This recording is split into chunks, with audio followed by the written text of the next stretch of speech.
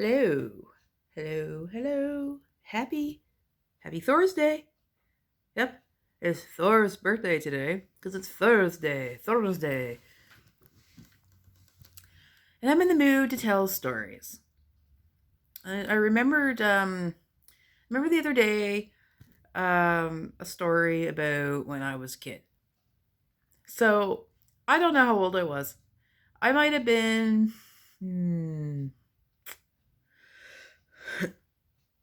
I don't know. Probably I want to say 14, 13, 14. So, anyways, yeah, it's a nice story. Yeah, so I had a friend over, right? And we decided we wanted to go fishing because my grandfather has this brook in behind, like, in the woods.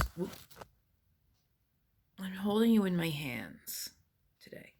So, anyways, he has this brook. And we used to go fishing for brook trout. It's little tiny fish to taste it really good.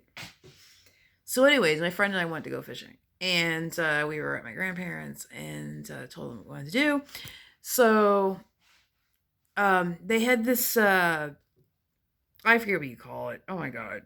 It was this yellow square thing, and you pull the little peg out, and it buzzes, and it's supposed to scare things away, like wild animals and maybe even humans. Like, I don't know, would it work in town? Might freak a few people out, but anyhow, I mean, I wouldn't mind having one now. So, anyways, yeah, where was I? So we were given this thing. Sorry, I'm fidgeting. I'm really fidgety. We were given this thing to pull if we encountered like a wild animal. For example, a moose, right? So we traipsed down to the little brook and we were there for a bit and we never caught anything. And then all of a sudden, we start hearing something. this weird, this weird sound. And I remember my grandfather saying that if you hear anything weird, if you hear strange noises or an animal, like calling or whatever, I'm pretty sure he probably made the noises, but he's like, hide behind a tree. So here we are hearing these freaking noises, and then it's like, oh no, it might be a moose. We should hide behind a tree. So we kind of go up this small embankment, and there's trees everywhere because we are in the woods. And, like, hide behind a tree, but we keep hearing something, and curiosity's definitely getting the better of us. So we're peeking around, we're like, moving out, looking, well, what the hell, right? Like, I don't see anything.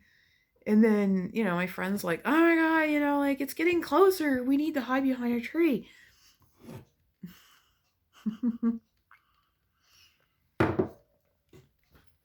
Yes, anyhow, we were getting a little scared. This is, in fact, getting closer. So we're hiding behind these trees, like I don't know what. And come to realize, it's my freaking grandfather making noises to scare us. So he had rigged up this whole thing. It was really, really, really, really good. Anyhow, that was a cute little story about years ago.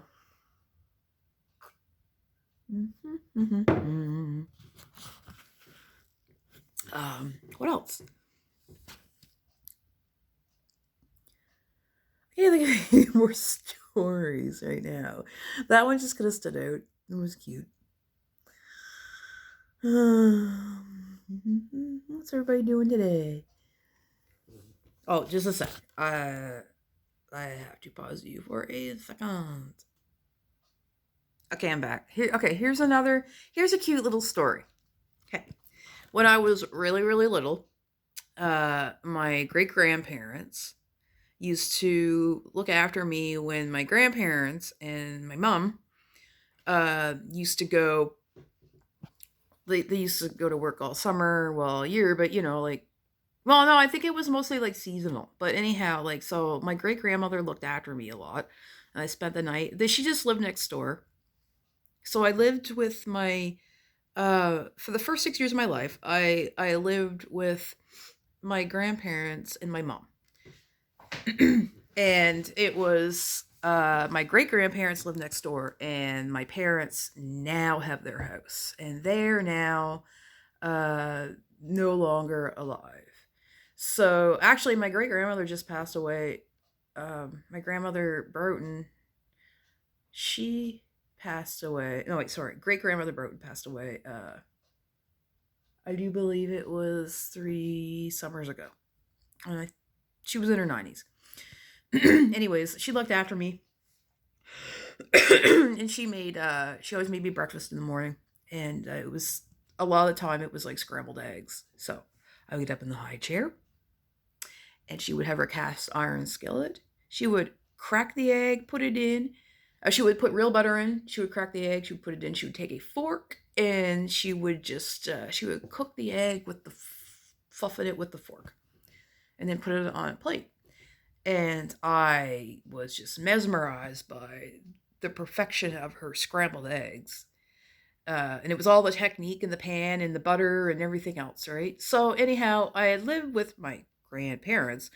And one morning, my grandmother was making me scrambled eggs.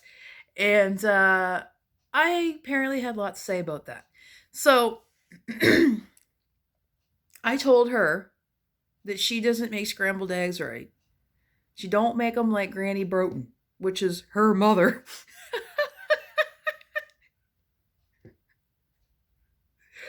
Oh my god. No, because she wasn't doing it right like Granny Broughton. I'll tell you, that must have been a bit of a slap in the face at the time. I think she got a little angry with me. But it's a funny story today. Yes. Nothing. Rob makes pretty good scrambled eggs. But honestly, nobody can ever beat Granny Broughton's delicious scrambled eggs that she made in her cast iron skillet with a fork. Now, today, what is it? Teflon non-stick pans, whatever, and you do not use a fork. And she used real butter, and it was delicious.